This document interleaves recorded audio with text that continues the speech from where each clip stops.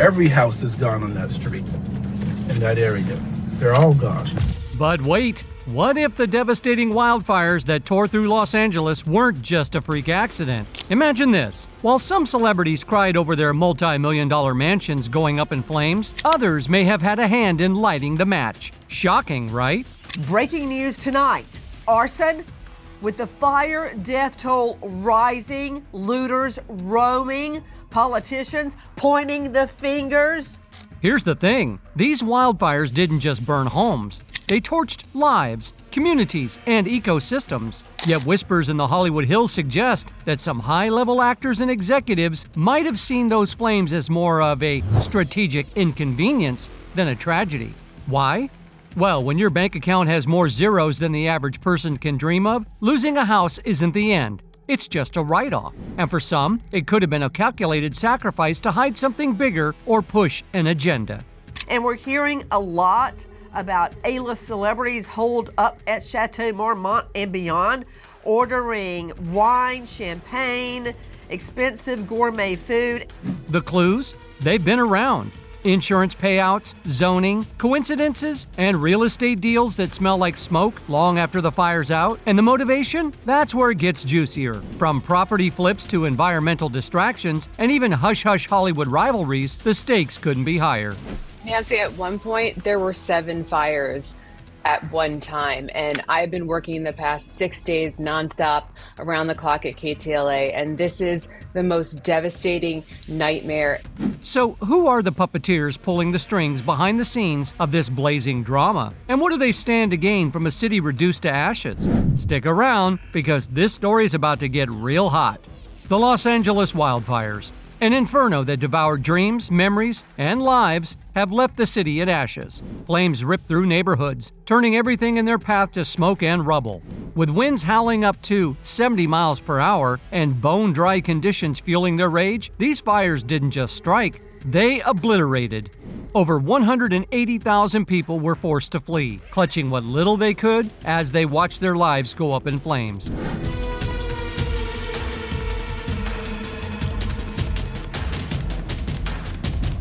And the destruction didn't spare the glittering elite of Hollywood. Imagine the anguish of Billy Crystal, Jeff Bridges, Jhené Aiko, and many others as their beloved homes crumbled under the wrath of fire.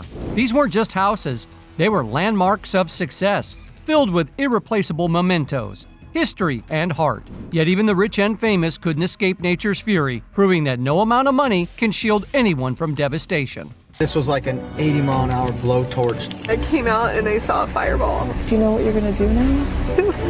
How do I get to my house? But this wasn't just about property. It's about people. 24 lives have been tragically lost, with at least 16 more souls unaccounted for. Families left shattered, their futures uncertain. Thousands of structures were obliterated, while tens of thousands of Angelenos remained displaced, living in limbo, praying their homes survive the relentless blaze. The sheer scale of heartbreak is unbearable, made worse by the haunting uncertainty of what's still to come.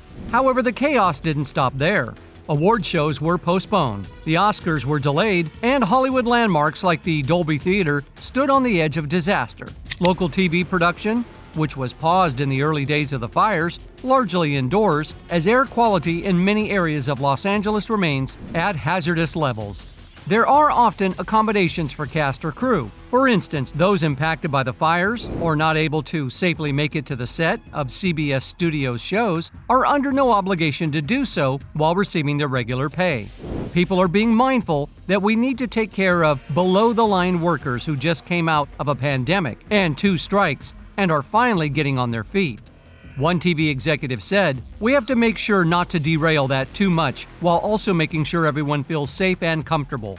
As America watches, firefighters are battling around the clock, laying down fire retardant like shields and bracing for the return of Santa Ana winds. A brutal reminder that this nightmare is far from over.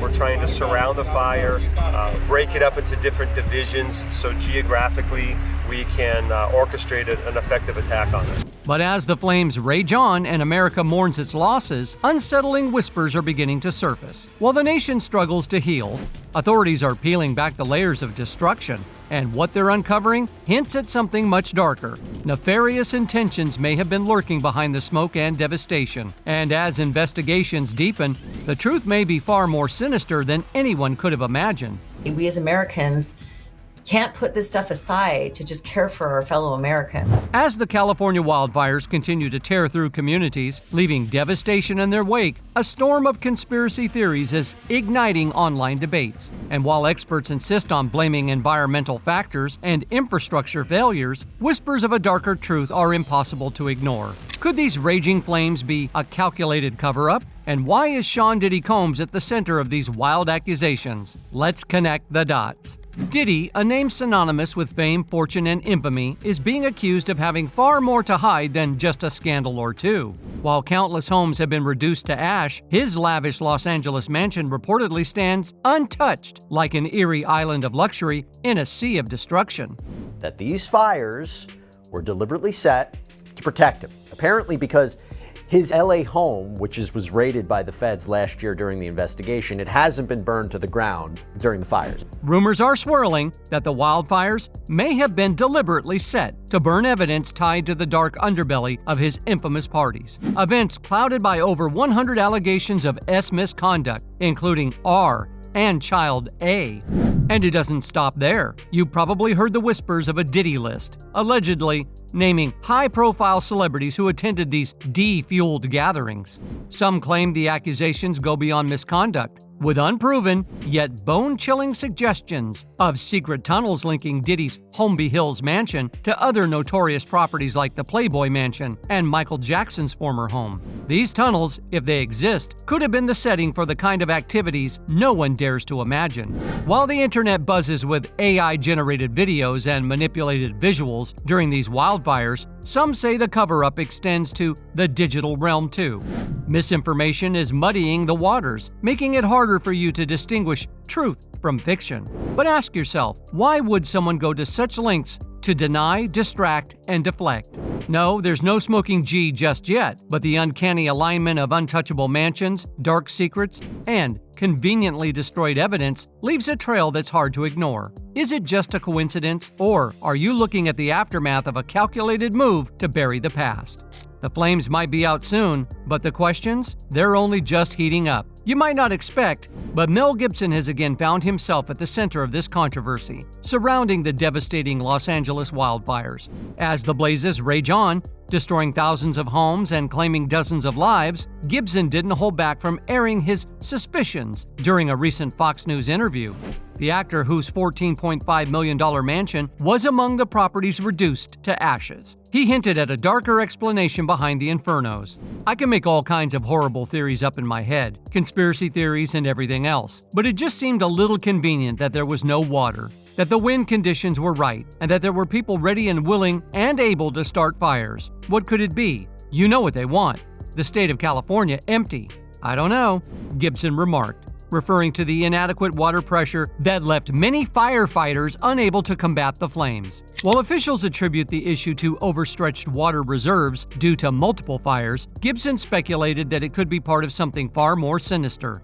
In his characteristic no-holds-barred style, Gibson questioned whether NISTs had been commissioned or were simply acting on their own volition, even going so far as to muse whether the fires were started with the intention of emptying the state. While authorities point to a combination of dry seasons, powerful Santa Ana winds, and the long-term effects of climate change, Gibson's comments have added fuel to the fire of conspiracy theories already swirling online. The actor's remarks come at a time when his own reputation continues to polarize public opinion. Once a dominant force in Hollywood, Gibson's career took a hit after a series of controversies, including anti-Semitic and R-ist remarks and allegations of anti-Semitic tropes in The Passion of the Christ. Though he apologized and defended his work, many in the industry separated themselves from him, effectively blacklisting him from major studio productions. Now with his latest statements, Gibson is wading into murky waters once more, leaving many to wonder, is this a grieving man searching for answers after losing his home? Or is he using the tragedy as a platform to push divisive narratives? As California grapples with the aftermath of the wildfires, Gibson's words have added yet another layer of intrigue to an already devastating crisis. Because people are trying to make sense of what doesn't make sense. They're like, how could something like this happen? Oh, it must have been deliberate, right? We can't just assume that it's Mother Nature or it's certain kind of factors that are out of our control. It might be shocking that the main culprit behind the fires might be the governor himself. You see, as the catastrophic wildfires continue to wreak havoc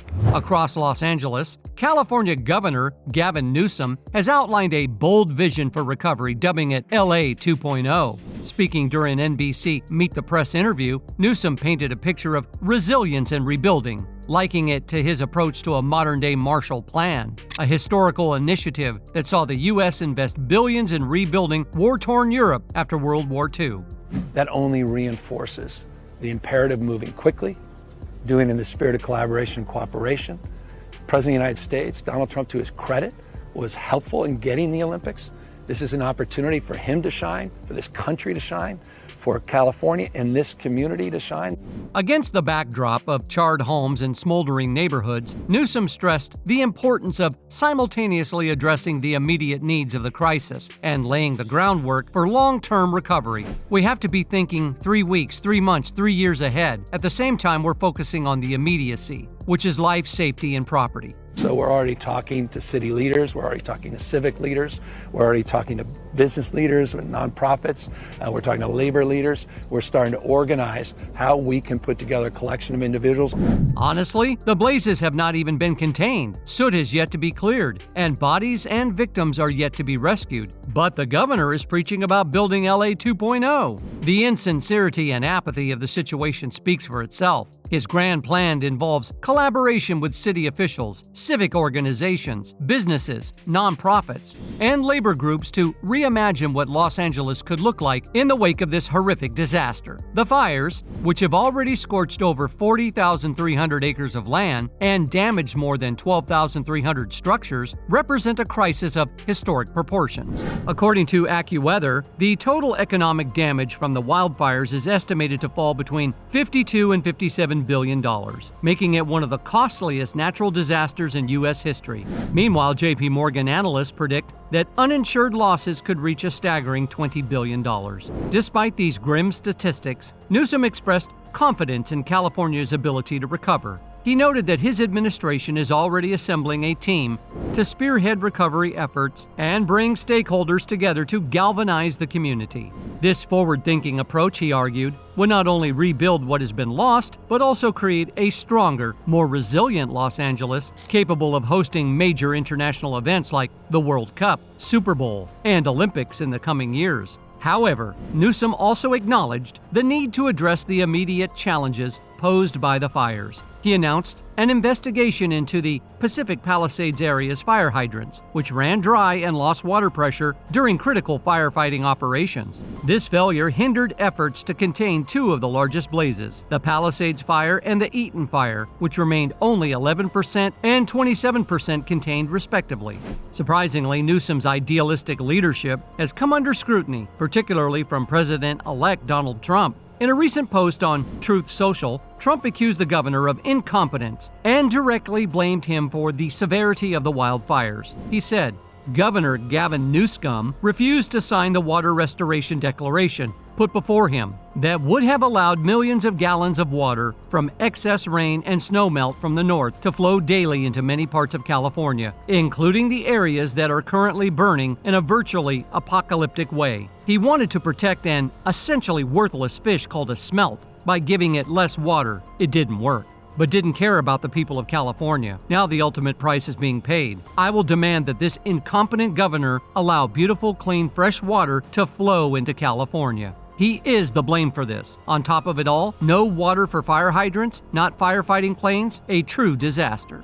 The chaos in Los Angeles continues to escalate as 4 people have been arrested on AN charges, accused of trying to ignite new fires even as the Palisades and Eaton blazes wreak havoc across the county. These devastating wildfires have already claimed lives, with the death toll rising daily, and yet these individuals allegedly chose to add fuel to an already raging inferno, literally. In a series of arrests that shocked even the most battle-hardened law enforcement officials, the suspects were caught attempting to set fires in areas outside the active wildfire zones. According to an update from the Los Angeles County Medical Examiner, and the LAPD, the suspects acted in separate incidents, each more senseless than the last. One suspect, Jose Gerardo Escobar, now faces 3 AN counts after allegedly setting a fire in Azusa, a community just east of the Eaton Fire's destructive path. Escobar's actions, if proven, could land him 9 years in prison. What makes it even more chilling? His alleged fire setting occurred just days ago. As if the smoke-filled skies and ongoing evacuations weren't horrifying enough. And then there's the suspect in North Hollywood, who allegedly thought a barbecue lighter was the perfect tool for destruction. This individual was arrested Sunday night after community members reported flames that were quickly extinguished by local firefighters. The boldness of it all, setting fires in plain view of a neighborhood already on edge, is as baffling as it is reckless. Another arrest followed on Monday in Van Nuys when somebody allegedly lit brush on fire, only to be met by quick-acting firefighters and officers. The final suspect, caught in West LA, reportedly decided that lighting a trash can ablaze was a good idea. Surveillance footage captured their actions, helping officers make a swift arrest. At a press conference, Police Chief Jim McDonnell urged residents to be vigilant. He said, whether from Ring cameras, home security systems, or any other recording devices, even seemingly small details can make a big difference in our ongoing investigations. The message was clear. In times like these, every set of eyes can help prevent further devastation. If that wasn't enough to leave the city reeling, a separate, truly jaw-dropping incident unfolded in Woodland Hills. A homeless man, identified as a Mexican national in the U.S. illegally, was tackled by bystanders after allegedly using what witnesses described as a flamethrower to start fires. Yes, a flamethrower. The audacity is mind-boggling. As if battling raging wildfires wasn't already stretching resources to their limit, authorities are also fighting a wave of lawlessness. In response, the LAPD and Los Angeles County Sheriff's Department have issued a strict curfew, called in the National Guard, and deployed 750 officers to patrol fire-ravaged areas. So far, 14 arrests have been made for looting and other crimes. And these aren't your average thieves. Some of the looters came armed with tools specifically designed to break into abandoned homes, ready to profit from the chaos. The stakes couldn't be higher. With more Santa Ana winds predicted to fan the flames and entire communities hanging in the balance, the city's resilience is being tested like never before. And while the arrests bring a modicum of justice, the larger question looms: how much more can Los Angeles endure? That's all for today. We hope you liked that video, and if you did, be sure to like and subscribe, and stay tuned for more videos like this.